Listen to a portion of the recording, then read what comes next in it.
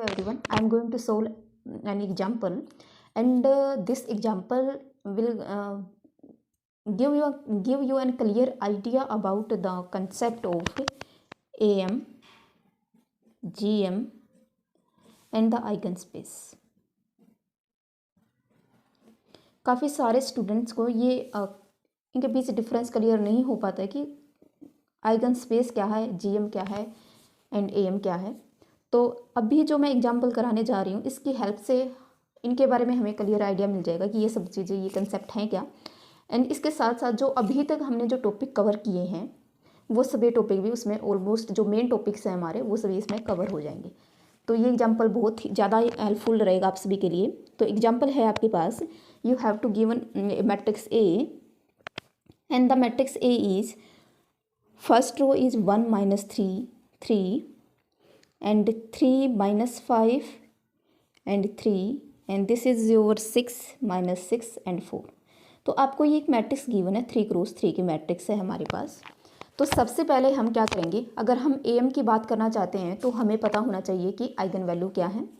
And secondly अगर हम GM की बात करना चाह रहे हैं तो हमें पता होना चाहिए कि आइगन वैल्यू के कोरेस्पोंडिंग आपके आइगन वेक्टर क्या है। सिमिलरली आइगन स्पेस में भी हम किसका यूज़ करते हैं, आइगन वेक्टर का। तो इस कंसेप्ट को समझने के लिए, एम जीएम और आइगन स्पेस को समझने के लिए सबसे पहले हमें क्या पता होना चाहिए कि how to find eigen value and how to find eigen vector corresponding to given eigen value. तो फर्स्ट स्टेप है हमारा, step first to find the eigen value. And क्या करते थे हम आइगन वैल्यू को फाइंड आउट करने के लिए, we have to solve an equation a - λI = 0 and the root of this equation is our eigen values. एंड ये जो इक्वेशन होती थी इसका नाम क्या होता था, characteristic equation. Characteristic equation.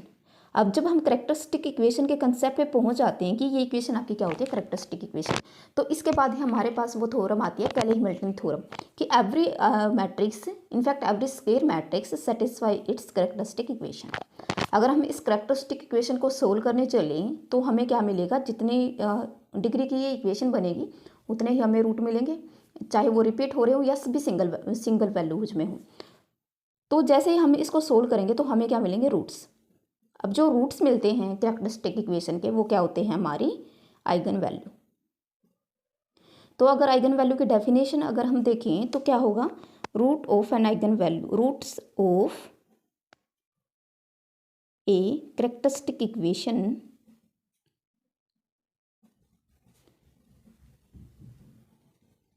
root of a characteristic equation of a matrix A, in fact the matrix is a square matrix. So root of a characteristic equation of a matrix, of a square matrix A is called an eigenvalue। तो जो root मिलते हैं हमें इस characteristic equation के उसको क्या बोलते हैं, आइगन वैल्यू बोलते हैं ऑफ ए गिवन मैट्रिक्स। तो जो भी हमें रूट मिलेंगे वो क्या हो जाएंगे, आइगन वैल्यू हो जाएंगे गिवन मैट्रिक्स के, जहाँ या ये जो भी मैट्रिक्स होगी उसी के वो क्या हो जाएंगे, आइगन वैल्यू हो जाएंगे। तो कैसे फाइंड आउट करेंगे, a - λ = 0।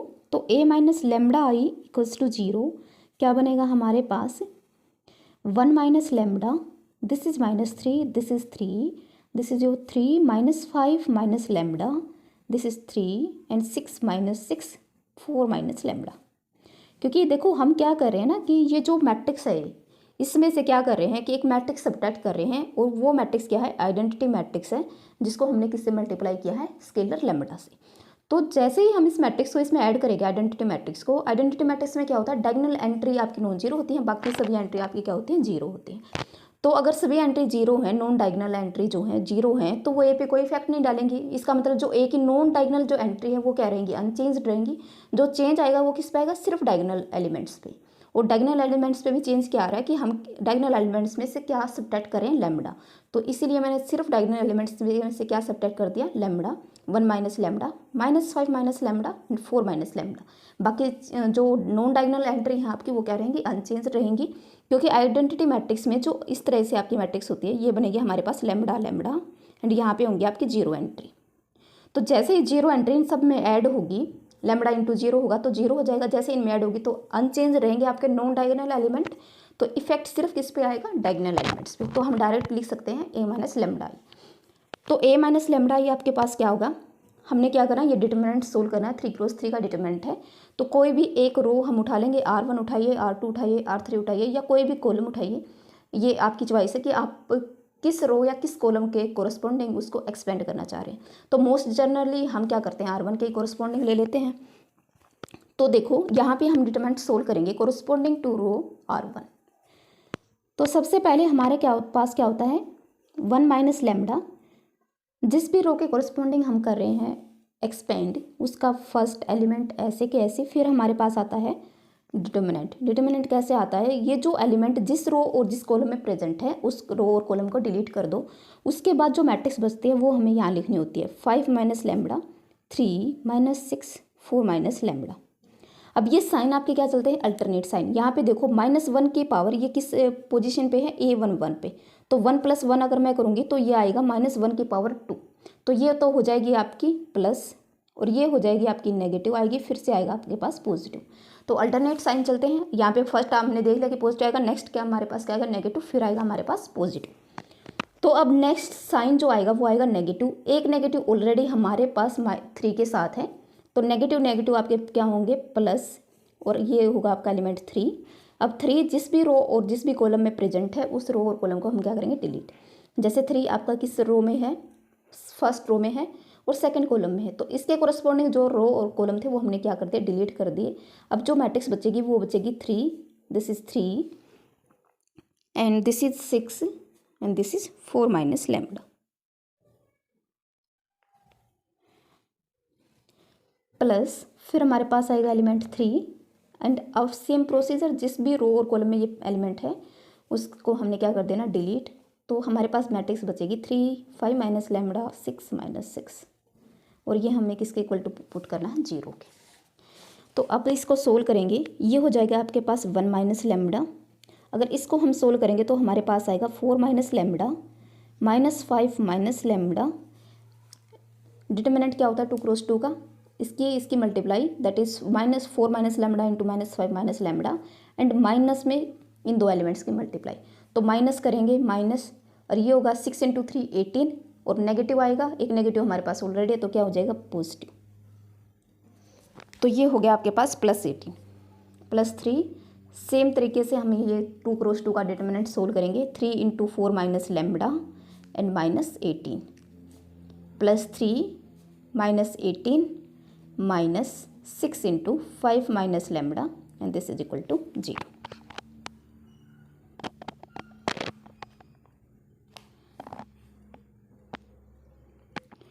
तो ये होगी हमारे पास, एंड दिस इज -5, अगर 3 को हमने डिलीट किया, दिस इज -5, तो ये हो गया आपका -5 माइनस लेमडा इक्वल्स टू 0। अब इस इक्वेशन को हमने क्या करना है, सोल्व करना है। ये हो गया आपके पास 1 माइनस लेमडा। अब देखो 4 minus lambda and -5 minus lambda को अगर हम सोल्व करें तो हमारे पास क्या आएगा, जैसे मैं यहाँ पे कर देती हूँ 4 minus lambda and -5 minus lambda. तो यहाँ से अगर हम देखें नेगेटिव साइन कॉमन ले लेंगे, यहाँ भी नेगेटिव यहाँ भी नेगेटिव है, तो हमारे पास क्या बचेगा, 5 plus lambda and this is 4 minus lambda.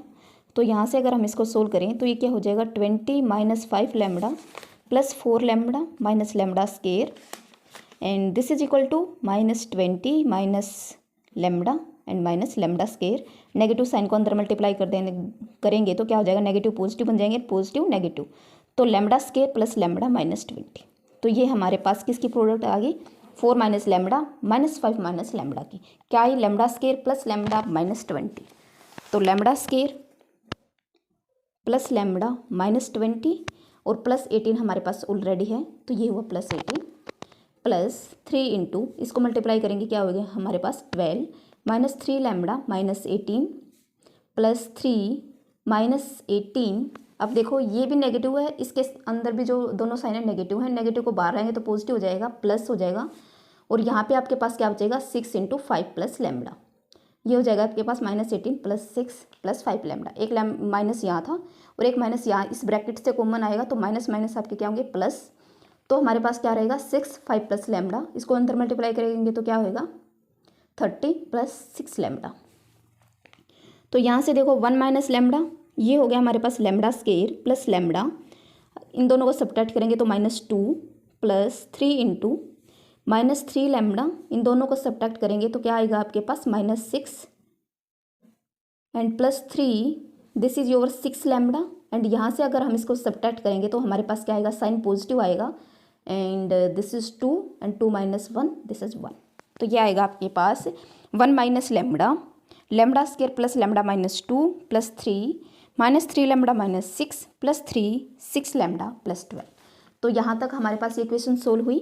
अब हम क्या करेंगे, 1 माइनस लैम्बडा को इससे मल्टीप्लाई करेंगे तो 1 को इस पूरी ब्रैकेट से मल्टीप्लाई करेंगे तो क्या आएगा lambda square plus lambda, and this is -2। Lambda को मल्टीप्लाई करेंगे माइनस, इनफैक्ट किसको करेंगे माइनस लैम्बडा को, तो minus lambda cube minus lambda square, ये नेगेटिव ये भी नेगेटिव तो क्या होगा पॉजिटिव 2 लैम्बडा। अब 3 को इसमें मल्टीप्लाई करेंगे तो क्या होगा 9 लैम्बडा -18, इसमें करेंगे तो ये हो जाएगा 18 लैम्बडा, एंड दिस इज 36। और ये सभी हमारा किसके इक्वल चल रहा था, 0 के इक्वल। तो यहाँ तक ये इक्वेशन सोल्व हुई। अब देखो यहाँ पे हमने क्या करना है कि जो आपके देखो हाईएस्ट पावर किसकी है, हाईएस्ट पावर कितनी है क्यूब, तो माइनस लैम्बडा क्यूब। अब जो लैम्बडा स्क्वायर वाले हैं उनको इकट्ठा कर लो, लैम्बडा स्क्वायर माइनस और ये प्लस, तो ये लैम्बडा स्क्वायर से लैम्बडा स्क्वायर कैंसिल हुआ, तो लैम्बडा स्क्वायर वाली तो टर्म यहाँ पे आएगी नहीं, इसके बाद क्या आएगी लैम्बडा। तो लैम्बडा की टर्म अगर हम इकट्ठा करें तो ये है lambda plus 2 lambda 3 lambda, 3 lambda minus lambda minus का 6 लैम्बडा, एंड -6 लैम्बडा और आपका क्या हो जाएगा +18, that is 12 lambda plus 12 lambda. तो ये आया आपका minus lambda cube plus 12 lambda, and this is your 36 -18 and -2, 36 -20, तो क्या आएगा आपके पास +16 इक्वल्स टू 0। तो ये इक्वेशन आई हमारे पास minus lambda cube plus 12 lambda plus 16 equals to 0। अब जो नेगेटिव साइन है वो कॉमन ले लीजिए यहाँ से, ये हो गया lambda cube -12 lambda -16 equals to 0। ये हमारे पास आ गई इक्वेशन, क्यूबिक इक्वेशन। कैसी इक्वेशन है ये, क्यूबिक इक्वेशन। अब क्यूबिक इक्वेशन के लिए मैंने आपको बोला था कि फर्स्ट रूट आपको हिट एंड ट्रायल से सर्च करना है, उसके बाद ये जो आपको फर्स्ट रूट मिलेगा हिट एंड ट्रायल से, देन जो आपकी इक्वेशन है ये किस में कन्वर्ट हो जाएगी, एक तो आपका आएगा लीनियर फैक्टर, क्यूबिक इक्वेशन किस में कन्वर्ट होगी, cubic is equal to linear into quadratic में, लीनियर इनटू क्वाड्रेटिक में। तो लीनियर तो आपकी जैसे मान लीजिए lambda is equal to a, आपका क्या आया रूट आ गया इस इक्वेशन का, तो लैम्बडा माइनस ए एक फैक्टर हो गया, इसकी पावर 1 है इसलिए इसको बोल रहे हैं लीनियर। सेकंड जो इक्वेशन आएगी वो किस में आएगी, स्केयर में, lambda square plus something plus constant, right. तो ये अब जो हमारे पास lambda is equal to -a तो एक रूट मिल जाएगा हमें, फिर हमें सोल्व करना होता है क्वाड्रेटिक को। इस क्वाड्रेटिक को सोल्व करने के लिए एक तो आपके पास डायरेक्ट फॉर्मूला है, सेकंड आपके पास है सिंथेटिक डिवीजन। तो मैं प्रेफरेंस करूँगी कि आपको सिंथेटिक डिवीजन आना चाहिए क्योंकि वो थोड़ा ईजी पड़ता है। तो यहाँ से हमारे पास इक्वेशन आई lambda cube -12 lambda -16 equals to 0। अब हमें पता है कि इस इक्वेशन के जितने भी रूट होंगे, इनफैक्ट कितने होंगे 3 रूट होंगे, 3 डिग्री की इक्वेशन है तो 3 रूट होंगे इसके। तो जो भी इसके रूट होंगे 3 रूट, वो हमारे क्या बनेंगे, आइगन वैल्यू बनेंगे मैट्रिक्स की, आइगन वैल्यू ऑफ ए। जो हमारी मैट्रिक्स ए थी उसकी ये क्या बनेंगे, ये सभी रूट उसकी क्या बन जाएंगे, आइगन वैल्यू।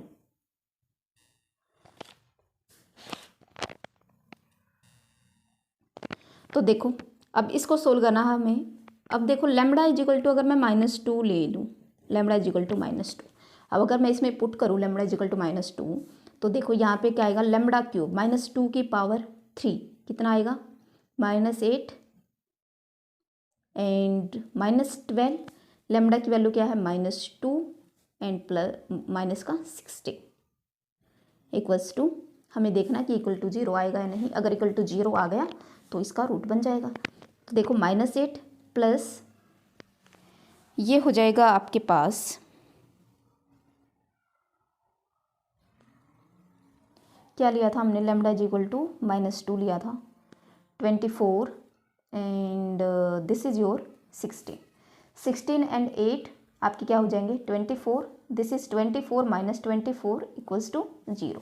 इसका मतलब जो लैम्बडा इज इक्वल टू -2 है इज ए रूट ऑफ, इसको अगर मैं इक्वेशन फर्स्ट कहूँ, is a root of equation first equation का क्या है, ये रूट है लैम्बडा इज इक्वल टू -2।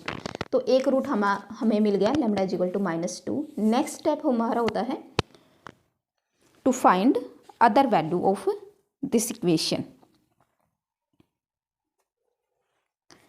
तो अब हम क्या करेंगे, नाउ यूज अब देखो एक कंसेप्ट तो हमारा क्या हुआ कि हमने क्या किया, कैरेक्टरिस्टिक इक्वेशन निकाल ली। अब जो रूट थे इसके, ये क्या किसकी डेफिनेशन है, आइगन वैल्यू की,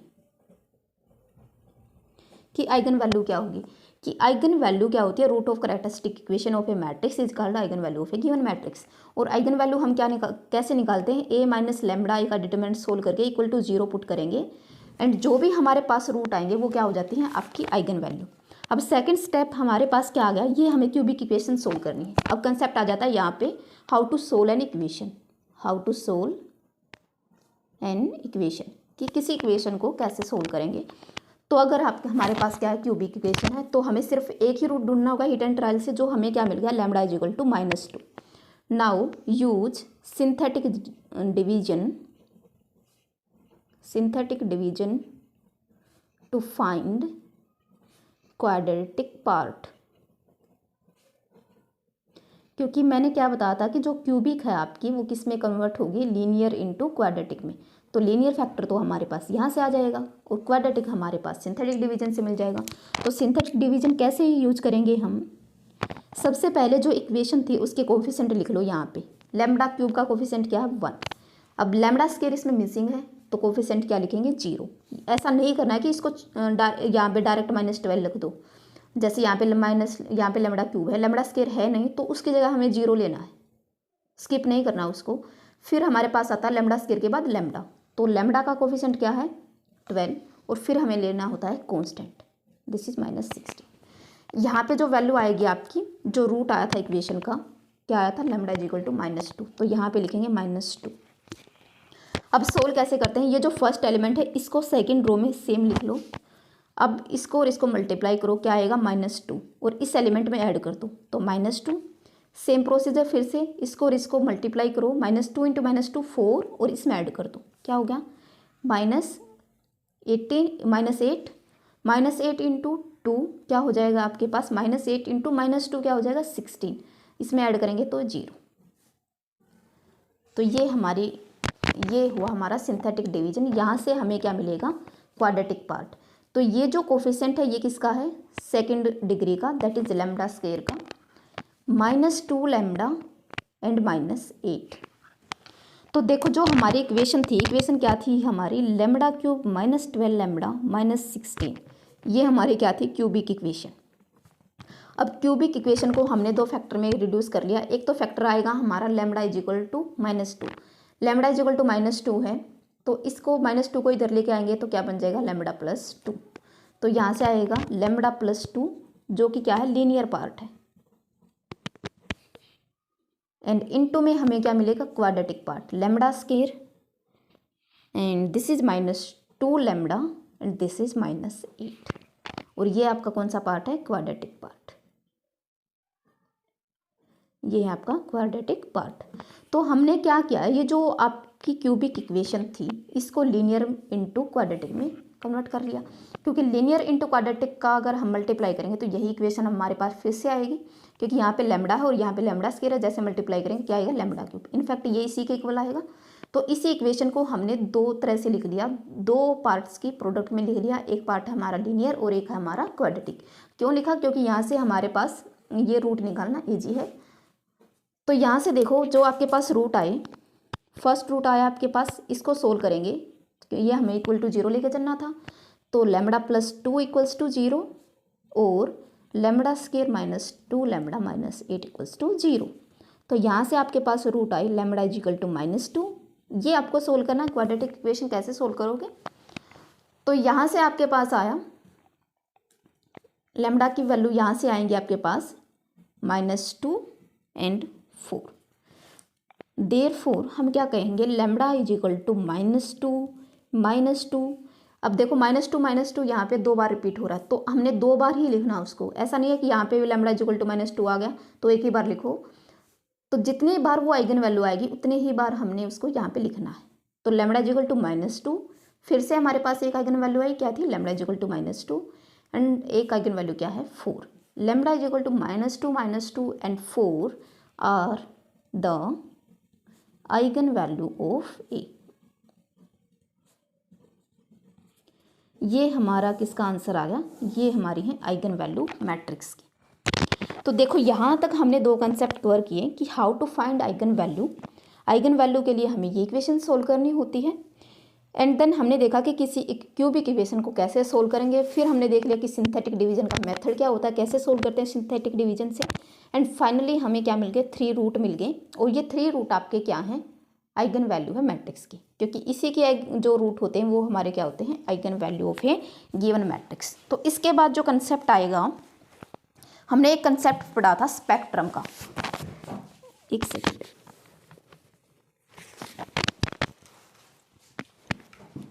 तो इसके बाद जो हमने कंसेप्ट पढ़ा था वो था स्पेक्ट्रम का।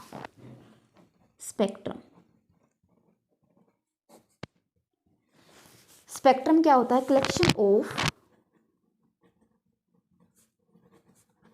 All eigen value of a matrix,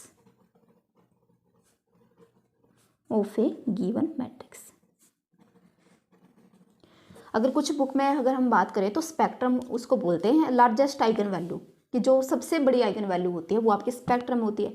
and अगर हम दूसरी बुक्स की बात करें तो काफ़ी सारी बुक्स में ये भी मिलता है कि स्पेक्ट्रम वो होगा आपका, स्पेक्ट्रम की नोटेशन आप लिख सकते हो कैपिटल एस से। तो स्पेक्ट्रम आपका वो होगा जिसमें आपको क्या करने हैं, एक सेट बनाना है एस, और उसमें सभी आइगन वैल्यू को लिख लेना है, वो आपका स्पेक्ट्रम बनेगा।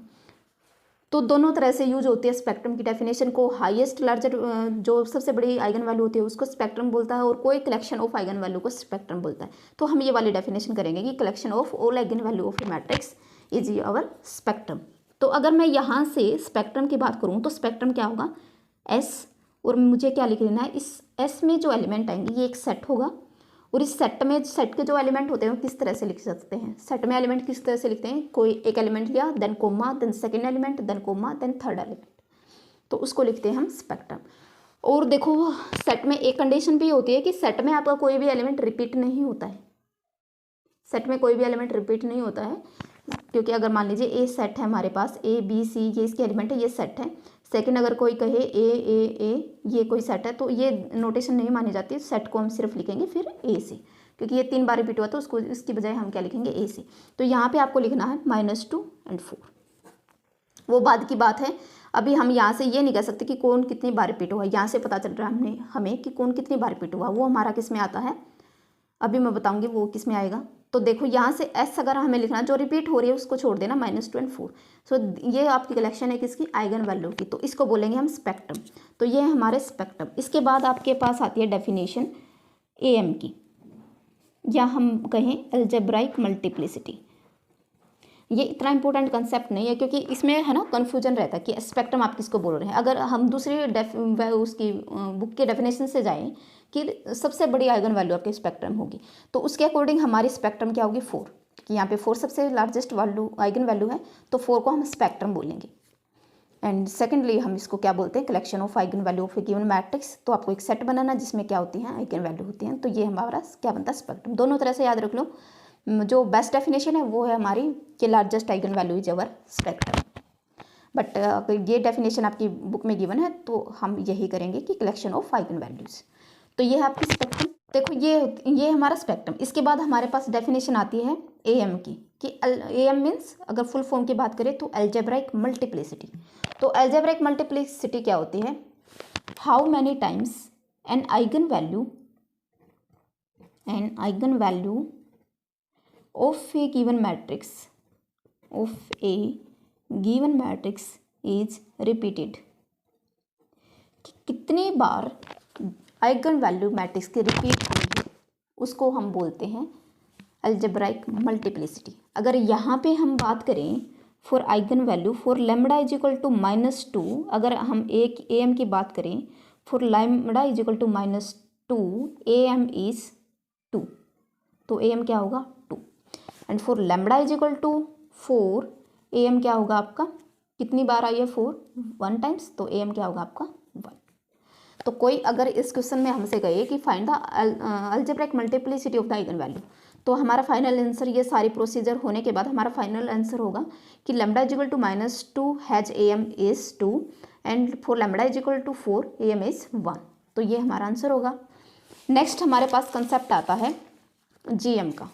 एंड GM क्या होता है, GM के लिए हमें सबसे पहले पता होना चाहिए आइगन वेक्टर का, कि आइगन वेक्टर होते क्या हैं, कैसे फाइंड आउट करते हैं आइगन वेक्टर्स को।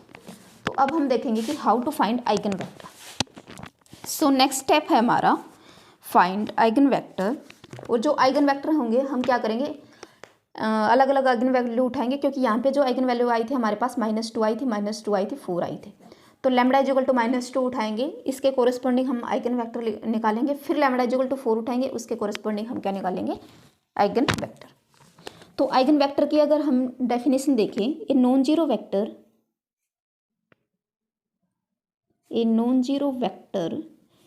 एक्स बोल लो या बोल लो वी, नॉन जीरो होना चाहिए। क्या होना चाहिए, नॉन जीरो। सबसे पहली कंडीशन कि वो कैसा होगा, नॉन जीरो। ए नॉन जीरो वेक्टर एक्स और वी, जो भी नोटेशन हम लेना चाहें एक्स या वी, तो एक नॉन जीरो वेक्टर एक्स और v is set to be an eigen vector of a matrix, in fact square matrix, यहाँ पे पता चल जाएगा, एन क्रॉस एन मैंने लिख दिया, इसका मतलब क्या है, square matrix. So a non zero vector x और A we is set to be an eigen vector of a matrix, एक एन क्रॉस एन। तो हम क्या बोलेंगे कि ये नॉन जीरो वेक्टर है, इसको हम बोलेंगे eigen vector of a given matrix A if it satisfies A we is equal to lambda v and v is non zero. तो ये हमारी किसकी डेफिनेशन है, आइगन वेक्टर की। किसकी डेफिनेशन है ये, आइगन वेक्टर की। जिस भी लैम्बडा के लिए हम आइगन वेक्टर निकालेंगे वहाँ पे वो ये वैल्यू रिप्लेस हो जाएगी, तो उसी लैम्बडा के कोरस्पॉन्डिंग हमें क्या मिल जाएंगे, आइगन वेक्टर। तो फर्स्ट, अब सेकंड स्टेप है हमारा आइगन वेक्टर, या लिख सकते हो how to find eigen vector for lambda is equal to -2। अब हमें क्या करना है, लैम्बडा इज इक्वल टू -2 के लिए क्या निकालना है, आइगन वेक्टर। तो अब हम निकालेंगे, देखो अगर हम इस डेफिनेशन से जाएं, A we is equal to lambda v and v is non zero, ठीक है। तो हमने किसके लिए निकालना है eigen vector, lambda is equal to 2 के लिए। तो हम यहाँ पे लैम्बडा की वैल्यू पुट कर देंगे, A we is equal to -2 v and v is non zero. तो यहाँ से देखो, अगर मैं इस v को इस साइड ले आऊँ तो a -2 this is i and this is v equals to 0। अब देखो, अब ये मैट्रिक्स है, अगर हम यहाँ से लाएं a v -2v, ये आएगा। अगर v हमने कॉमन लिया a -2, ये मैट्रिक्स है और ये एलिमेंट है 2, तो ऐड तो नहीं होंगे। तो इसके साथ अगर किसी भी एलिमेंट के साथ कुछ भी मैट्रिक्स, अगर किसी मैट्रिक्स में हम कोई एलिमेंट, जैसे यहाँ पे a -2 आया, तो ये a -2 बनेगा, बल्कि इसके साथ हम क्या लेंगे, आइडेंटिटी मैट्रिक्स। तो इसलिए यहाँ पे लिया है a -2 v इक्वल्स टू 0। अब ये क्या है, ये तो होमोजीनियस सिस्टम है, जो हम ऑलरेडी कर चुके हैं कि होमोजीनियस सिस्टम कैसे सोल्व करते हैं। एंड होमोजीनियस सिस्टम भी कैसा है, जिसके इनफाइनाइट सॉल्यूशन होंगे, क्योंकि अगर फाइनाइट सॉल्यूशन हुए या हम कहीं यूनिक सॉल्यूशन हुए तो v तो 0 हो जाएगा, जो हमें चाहिए नहीं। तो इसका मतलब जो भी ये मैट्रिक्स बनेगी और जब हम ये सिस्टम सोल्व करेंगे तो उसके ऑटोमेटिक क्या आएंगे, इनफाइनाइट सॉल्यूशन आएंगे। और वो क्यों आएंगे, क्योंकि lambda is equal to -2 eigen value है। तो देखो यहाँ पे a -2i लिखेंगे, मीन्स क्या करना है, जो मैट्रिक्स गिवन है उसके डायगोनल एलिमेंट्स में से 2 सब्ट्रैक्ट कर देना है, सब में से।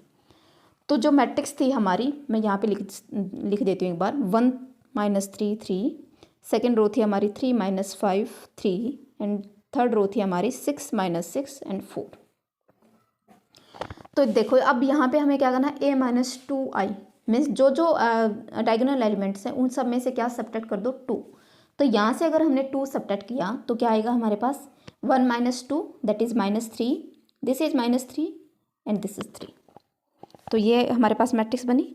नेक्स्ट हमारे पास क्या होगा 3 2, हमें क्या करना है a - 2i, yes yes yes, यहाँ पे क्या है a - 2i, तो ये अगर इस साइड आएगा तो क्या आ जाएगा a + 2i। तो देखो अब क्या हमारे पास मैट्रिक्स बनेगी, मीन्स हमें क्या करना है जो भी डायगोनल एलिमेंट में थे सब में क्या करना 2 ऐड करना। तो 1 + 2 3 एंड दिस इज -3 3। अब 3 सेम रहेगा, डायगोनल पे क्या है 5, 5 में क्या करना है 2 ऐड करना है, तो क्या होगा -3, दिस इज 3, 6 - 6 एंड 4 में हमें क्या करना है ऐड 2, तो 4 + 2 क्या हो जाएगा 6। एंड इनटू में हमारा है वेक्टर वी को ले लो XYZ, क्योंकि जितने ऑर्डर के मैट्रिक्स होगी उतने ही एलिमेंट वेक्टर में आएंगे, तो हमने ले लिया XYZ वी को and this is equal to 0। अब ये क्या है सिंपली हमारा क्या है होमोजेनियस सिस्टम जो हमने सोल्व किया है। एंड होमोजेनियस सिस्टम भी कैसा होगा, इसके कैसे सॉल्यूशन होंगे, इनफाइनाइट सॉल्यूशन होंगे। एंड क्यों होंगे, क्योंकि लैम्बडा इज इक्वल टू -2 क्या है आइगन वैल्यू। अगर इनफाइनाइट सॉल्यूशन नहीं हुए, क्यों हम कह रहे हैं कि इनफाइनाइट सॉल्यूशन नहीं हुए, तो मान लीजिए अगर इनफाइनाइट सॉल्यूशन नहीं हुए तो यूनिक सॉल्यूशन होगा होमोजेनियस केस में। अगर यूनिक सॉल्यूशन हुआ तो यूनिक सॉल्यूशन के केस में यूनिक सॉल्यूशन बोले या जीरो सॉल्यूशन बोले तो एक ही बात है, इसका मतलब वो वी हमारा क्या हो जाएगा 0, जो हमें चाहिए नहीं, क्योंकि ये तो आइगन वेक्टर की डेफिनेशन ही नहीं है। तो अगर ये आइगन वेक्टर की डेफिनेशन है या ये lambda is equal to -2 eigen value है, तो इस सिस्टम के कैसे होंगे इनफाइनाइट सॉल्यूशन होंगे। तो देखो यहाँ पे हम इस सिस्टम को सोल्व कर लेते हैं। तो फर्स्ट पे ऑपरेशन लगेगा R1 पे R1 - R2, नहीं R2 पे R2 - R1। R3 पे जो ऑपरेशन लगेगा वो लगेगा R3 - 2R1। तो मैट्रिक्स क्या बनेगी 3 - 3 3 and this is your 0 0 and this is 0 0 and XYZ equals to 0। अब देखो यहाँ पे अगर मैं बात करूँ n - R की, तो n कितने हैं, नंबर ऑफ कॉलम कितने 3, रैंक कितना है 1, तो 2, तो 2 फ्री वेरिएबल। यही बात करते थे हम होमोजेनियस सिस्टम में। अब 2 फ्री वेरिएबल हैं यहाँ पे, तो इनफाइनाइट सॉल्यूशन होंगे, बट वो उन सभी इनफाइनाइट सॉल्यूशन में से हमें क्या चाहिए 2 Li वेक्टर चाहिए, 2 लीनियरली इंडिपेंडेंट वेक्टर चाहिए। और वो जो 2 वेक्टर आएंगे जो लीनियरली इंडिपेंडेंट होंगे वो लैम्बडा इज इक्वल टू -2 के क्या बनेंगे आइगन वेक्टर। तो देखो कैसे फाइंड आउट करेंगे, इसको सोल्व करेंगे तो हमारे पास क्या आएगा 3x - 3y + 3z equals to 0। 3 common लेंगे हम तो हमारे पास आएगा x - y + z equal to 0। 2 free variable हैं, मान लीजिए y और z क्या है फ्री है, तो हमें क्या करना है इंडिपेंडेंट चॉइस लेनी है, लीनियरली इंडिपेंडेंट चॉइस लेनी है। y भी फ्री है z भी फ्री है।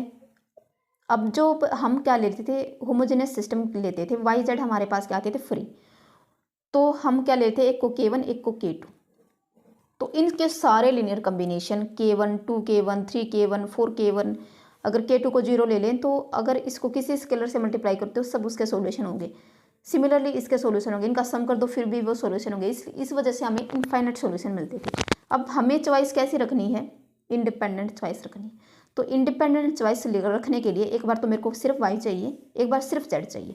तो एक बार y को सिर्फ 1 ले लो, z को 0 ले लो। एंड सेकंड चॉइस आपके पास क्या बनेगी, सेकंड चॉइस क्या बनेगी, सिर्फ z चाहिए तो y को 0 ले लो और z को क्या ले लो 1। तो इस तरह से फर्स्ट केस क्या हो जाएगा हमारा y is equal to 1 z is equal to 0। हमने y 1 लिया z 0 लिया तो x की वैल्यू क्या आई 1, तो v1 वेक्टर हम यहाँ से लिखेंगे x की वैल्यू 1 y की वैल्यू 1 एंड z की वैल्यू 0। सेकंड केस हमारे पास क्या होगा x की वैल्यू 1 y की वैल्यू 1 एंड z की वैल्यू 0। सेकंड केस हमारे पास क्या होगा y की वैल्यू 0 एंड z की वैल्यू क्या ले लें हम 1। तो इस केस में x की वैल्यू क्या आएगी -1, तो इसकी हेल्प से हम लिखेंगे वेक्टर v2, x की वैल्यू -1 y की वैल्यू 0 एंड z की वैल्यू 1। तो ये हमारे पास क्या आगे आइगन वेक्टर आगे, किसके आइगन वेक्टर आगे for eigen value lambda is equal to 2। तो यहाँ पे लिखेंगे therefore for lambda is equal to -2 we have 2 eigen vector. अब देखो एक बात और है कि ये जो n-r है, जितनी n-r की वैल्यू आएगी उतने ही आइगन वेक्टर हमें मिलेंगे, और वो भी कैसे, लीनियरली इंडिपेंडेंट, इस तरह की चॉइस लेने के बाद। तो जितनी n-r की वैल्यू उतने ही लीनियरली इंडिपेंडेंट आइगन वेक्टर हमें मिलेंगे। अब देखो लैम्बडा इज इक्वल टू -2 क्या थी, आइगन वैल्यू थी जिसकी एम क्या थी 2। अब उसके लिए हमें क्या मिल गए, 2 आइगन वेक्टर मिल गए। एंड आइगन वेक्टर क्या है हमारे, v1 की वैल्यू है हमारी 1 1 0, एंड जो v2 की वैल्यू है वो है हमारी -1 0 एंड 1। तो ये तो हमारा काम हुआ किसके लिए, हमने आइगन वेक्टर फाइंड आउट कर लिए किसके लिए, लैम्बडा इज इक्वल टू -2 के लिए। सिमिलरली आपको क्या करना है, for find eigen vector for lambda is equal to 4। तो लैम्बडा इज इक्वल टू 4 के लिए क्या होगा, A we is equal to lambda v and v non zero, and A v lambda क्या है हमारा 4v and v is non zero. तो क्या इक्वेशन सोल्व करनी है हमें, a minus 4i into v equals to 0। अब लैम्बडा इज इक्वल टू 4 हमारी जो इसकी एम थी वो सिर्फ क्या थी 1, तो इसका आइगन वेक्टर भी हमें सिर्फ एक ही मिलेगा। तो n-r की जो वैल्यू आएगी वो क्या आएगी 1। तो इस तरह साथ साथ आप वेरीफाई भी कर सकते हो कि आप ठीक जा रहे हो नहीं। अगर एम की वैल्यू 1 है तो हमारे पास n-r की वैल्यू भी क्या आएगी 1। इसका मतलब जो अगर आपकी आइगन वैल्यू सिर्फ एक बार आई है तो एक ही आइगन वेक्टर मिलेगा। अगर आइगन वैल्यू आपकी 2 बार आई है तो हो सकता है एक आइगन वेक्टर मिले, या मैक्सिमम कितने मिलेंगे, जितनी बार वो रिपीट हुई है। किसी भी आइगन वैल्यू के कोरिस्पोंडिंग मैक्सिमम आइगन वेक्टर कैसे कितने मिलेंगे, जितनी बार वो आइगन वैल्यू रिपीट हुई है। क्लियर। तो लैम्बडा जैसे ही हम इसको सोल्व करेंगे तो हमें यहाँ से आइगन वेक्टर मिलेगा, उसको हम नाम दे देते हैं v3। और जो v3 हमें मिलेगा वो मिलेगा, जैसे आप इस सिस्टम को सोल्व करेंगे a माइनस 4iv, अगर इसको आप सोल्व करेंगे तो आपको जो आइगन वेक्टर मिलेगा वो मिलेगा 1 1 2। ये आपका क्या हो जाएगा, eigen vector 4 lambda is equal to 4। तो ये मैंने आपको सोल्व करके दिखा दिया। सिमिलर प्रोसीजर में आपको ये सोल्व करना है, सिंपली आपका क्या है, होमोजेनियस सिस्टम है, तो ये आपको सोल्व करना। नेक्स्ट जो हमारी डेफिनेशन आती है वो आती है, अब आपकी जो मेन डेफिनेशन आती है वो है आइगन स्पेस।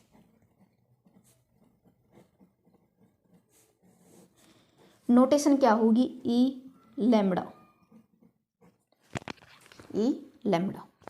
डेफिनेशन क्या होगी, if lambda is an eigen value, lambda is an eigen value of a matrix A, अगर लैम्बडा आइगन वैल्यू है किसी मैट्रिक्स ए की, then the eigen space with respect to lambda,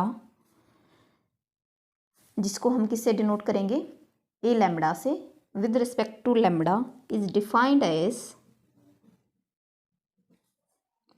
मैंने एक बार शायद ये जी लैम्बडा बोला था तो उसको जी नहीं, आपको क्या लिखना, ई, ये फिक्स है इसके नोटेशन, ई लैम्बडा। तो ई लैम्बडा क्या होगा, कलेक्शन होगी आइगन वेक्टर की वी सच दैट ये वी किसको सेटिस्फाई करे, A we is equal to lambda v. ये डेफिनेशन होती है आपकी जनरल डेफिनेशन। अब देखो यहाँ पे A we is equal to lambda v है, एंड ऑफ कोर्स आपको यहाँ पे वी क्या होगा, नॉन जीरो। अगर प्रॉपर लिखें तो वी आपका क्या होगा, नॉन जीरो। तो अगर इसको हम इसको ध्यान से देखें तो ये किसकी डेफिनेशन है, आइगन वेक्टर की। आइगन वेक्टर किसके कोरस्पोंडिंग, इस लैम्बडा के कोरस्पोंडिंग। तो हमें क्या करना है, इस ई लैम्बडा में वो सभी आइगन वेक्टर लेने हैं जो आइगन वैल्यू लैम्बडा के आइगन वेक्टर होंगे, means collection of all eigen vector of an eigen value lambda. तो देखो अब हमने जो हमारी आइगन वैल्यू आई थी, एक तो आई थी लैम्बडा इज इक्वल टू -2 और एक आई थी लैम्बडा इज इक्वल टू 4। अब हम उसके कोरस्पोंडिंग लिखेंगे आइगन स्पेस। कैसे लिखेंगे, आइगन स्पेस ई लैम्बडा से हम डिनोट करते हैं। किसके लिए बात कर रहे हैं, पहले हम बात कर लेते हैं ई लैम्बडा इज इक्वल टू -2 के लिए। तो लैम्बडा इज इक्वल टू -2 के लिए बात करें तो यहाँ पे लिखेंगे ई -2। इसका मतलब हम क्या कर रहे हैं, आइगन स्पेस बना रहे हैं, किस आइगन वैल्यू के लिए, -2 के लिए। और इस आइगन स्पेस में हमें क्या लेने होते हैं, आइगन वेक्टर। और वो आइगन वेक्टर जो हम ऑलरेडी निकाल चुके हैं, लैम्बडा इज इक्वल टू -2 के लिए हमारे पास आए थे 2 आइगन वेक्टर। एक तो आया था हमारे पास v1, this is v1, and एक हमारे पास आया था v2। तो यहाँ पे वो दोनों आइगन वेक्टर लिख देने हैं हमने। तो आइगन वेक्टर हमारे क्या हैं, 1 1 0 एंड -1 0 1। तो इस तरह से हम बनाते हैं आइगन स्पेस। सिमिलरली हम किस आइगन वैल्यू के लिए बनाएंगे, लैम्बडा इज इक्वल टू 4 के लिए, तो लिखेंगे E4। इसका मतलब क्या है, eigen space corresponding to eigen value lambda is equal to 4। तो ये जो स्पेस है ये आइगन स्पेस है किस आइगन वैल्यू के लिए, 4 के लिए। तो कैसे लिखेंगे, जो भी आइगन वेक्टर हमारा आया था E4 के लिए क्या आया था, 1 1 2। तो यहाँ पे लिखेंगे 1 1 2। तो ये है आपका eigen space for lambda is equal to -2, ये है आपका eigen space for lambda is equal to 4। तो इन देखो अगर स्पेक्ट्रम की बात करें तो स्पेक्ट्रम में हम क्या ले रहे थे, सभी आइगन वैल्यू को एक साथ एक सेट में लिख ले रहे थे, तो उसको हम बोलते थे स्पेक्ट्रम। अब आइगन स्पेस की अगर हम बात करें, कलेक्शन तो हम आइगन वेक्टर की ही ले रहे हैं, बट क्या ले रहे हैं, अलग अलग आइगन वैल्यू के लिए। यहाँ पे हमने eigen value lambda is equal to, यहाँ पे हमने -2 लिया, आइगन वैल्यू लैम्बडा -2, तो सिर्फ हमने वही वेक्टर लिए जो लैम्बडा इज इक्वल टू -2 के लिए क्या बने थे, आइगन वेक्टर। फिर हमने बनाया लैम्बडा इज इक्वल टू 4 के लिए, मीन्स आइगन वैल्यू 4 के लिए हमने वो आइगन वेक्टर लेने हैं जो आइगन वेक्टर किसके बने, लैम्बडा इज इक्वल टू 4 के लिए। तो जो भी हम यहाँ पे आइगन वैल्यू लेंगे उसी के आइगन वेक्टर हमने यहाँ पे लिखने हैं। तो ये है आपकी आइगन स्पेस की डेफिनेशन, और इस तरह से हमें फाइंड आउट करना होता है आइगन स्पेस। आई होप कि आपको आइगन स्पेस क्लियर हुआ होगा। अब बात करते हैं जीएम की। जीएम या क्या बोले हम, जियोमेट्रिक मल्टीप्लिसिटी। तो जियोमेट्रिक मल्टीप्लिसिटी क्या होती है, नंबर ऑफ वेक्टर्स या हम कहें एलिमेंट्स इन आइगन स्पेस। जितने आपके आइगन स्पेस में एलिमेंट हैं उतनी ही आपकी क्या होगी, जीएम। तो GM of lambda is equal to -2, eigen value lambda is equal to -2 के लिए जीएम क्या होगी, जितने उसके आइगन स्पेस में वेक्टर हैं। कितने वेक्टर हैं, 1 2, तो कितनी होगी eigen GM 2। Lambda GM of lambda is equal to 4 कितनी होगी, जितने उसके आइगन स्पेस में वेक्टर हैं कितने हैं, 1, तो क्या होगी जीएम 1। तो ये था आपका आइगन स्पेस। इस तरह से ये नोटेशन होगी ई लैम्बडा। जिस भी लैम्बडा के लिए आपको उसको आइगन स्पेस निकाल रहे हो उसको यहाँ वो वैल्यू हमें यहाँ पे पुट कर देनी है, और उसके कोरस्पोंडिंग जो भी आइगन वेक्टर आए थे उन सभी को ये इस सेट में लिख लेना है। तो वो होगी आपकी क्या, आइगन स्पेस फॉर्म करेगा। अब आइगन स्पेस में जितने भी एलिमेंट्स हैं वो आपकी क्या रिप्रेजेंट करते हैं, जीएम, या हम बोले जियोमेट्रिक मल्टीप्लिसिटी। तो आई होप आपको पता क्लियर हुई होगी डेफिनेशन, एएम क्या होती है, जीएम क्या होती है, आइगन स्पेस क्या होता है, स्पेक्ट्रम क्या होता है। एंड नेक्स्ट इसी से रिलेटेड एक कंसेप्ट था हमारा डायगोनलाइजेशन का। तो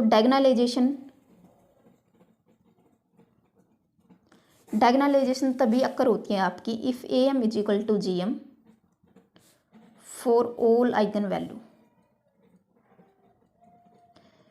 क्या करो, सभी मैट्रिक्स की आइगन वैल्यू निकालो, आइगन वेक्टर निकालो, फिर देखो अलग अलग आइगन वैल्यू के लिए एएम और जीएम क्या सेम आ रहे हैं। अगर सेम आ रहे हैं तो वह मैट्रिक्स क्या आपकी डायगोनलाइजेबल है।